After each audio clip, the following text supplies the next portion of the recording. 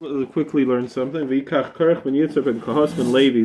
The Elimelech says, brings Parshas Rashi v'leizkos Yaakov shebikash Rachel malatzvei. That Rashi says that Yaakov Avinu, his name is not mentioned in the yichus of Korach because he davened for himself that he shouldn't be included in their machlokes. Like we know in Parshas Vayechi, it says that he shouldn't be included in the machlokes of Levi and Shimon. So the Rebbe Melech asks, al Korach v'syaschem el duchen. However, Rashi points out that in Sefer Divrei Hayomim, in the 6th chapter of Divrei Hayomim Aleph, there's the yichus of the Levium. There was a Levi named Haman, was one of the Mesharim in the Beis Hamikdash, and his yichus goes back to Korach, and there it does mention Yaakov Avinu. It says Ben Yisrael. So it's a kasha on why here in Parshas Korach Yaakov Avinu is not mentioned, and in Divrei Hayomim he is mentioned. Very quickly, Makasha loyihai in iskar shmei b'shum makom yesh l'farish Rashi zal kevin b'kushis laharis lanu davagadol. It's only a kasha because how come here Yaakov Avinu is not mentioned, but elsewhere in Tanakh he's mentioned in the yichus of Korach. So yesh l'farish Rashi zal kevin b'kushis laharis lanu davagadol. So the Heilige Rebbe Melech says it's possible that Rashi's intention is to teach us a very big thing. Kashal Rashi b'posik malanu liyichusay ben Yitzar al perusha yehusha lokach es yichus hazois l'machluk kuisay v'cholak alei machmas yichusay.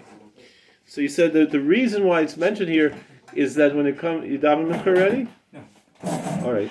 So you want to make? We'll finish this. You can make a hechah kedusha, or what do you? So we're almost done. So the whole thing is that the yichus mentioned here is because Korach felt he's a big yachsin, so he deserves to be the Kohen Gadol, and that's why he's fighting.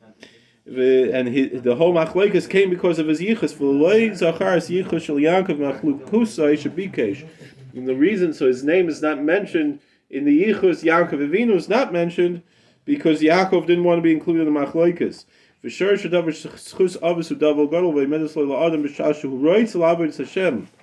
Because of course the big Indian of Schus Avos, but Schus Avos is only an Indian where we are where it's about serving Hashem.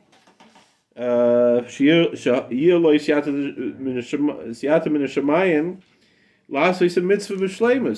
person wants to do a mitzvah and the mazkir Schus Avos. And so they could do the mitzvah perfectly because of the schus avos. But if he uses the yichus to be something he should be a bal gaiva over, then it doesn't help him. Adarab, it's just the opposite. The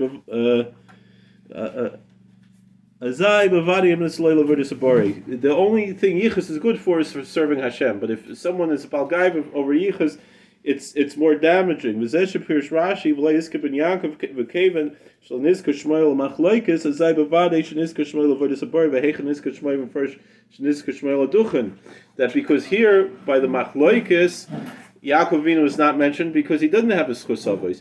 But in Divrei Hayomim, because it's talking about someone who was serving Hashem, he was a Levi singing in the Beis Hamikdash, then he was mentioned. Yaakov Avinu was mentioned even with the yichus of Korach, and some say that that's the Indian of what it says. Eina doima tefillah tzaddik ben tzaddik to tzaddik ben rasha.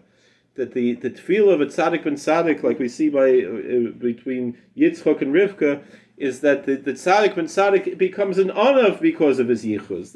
He says Masai Yegia Masai l'Maisei Avoisai. Then he becomes an onav on account of the yichus, so then it helps in the avodas Hashem. But if he's a bal gaiva because of the yichus, then it's not going to help. So, but we see even the same yichus here. If it's by the machlokes, it didn't help. It even caused the machlokes. Adarab, and it was a horrific thing. But by the Levium and the Beis Hamikdash, who were from the B'nai Korach, then it was a good thing. And Yaakov, not only by the name Yaakov, but the name Yisrael, was a hecher and Noam and Vahavin, which says you should understand this.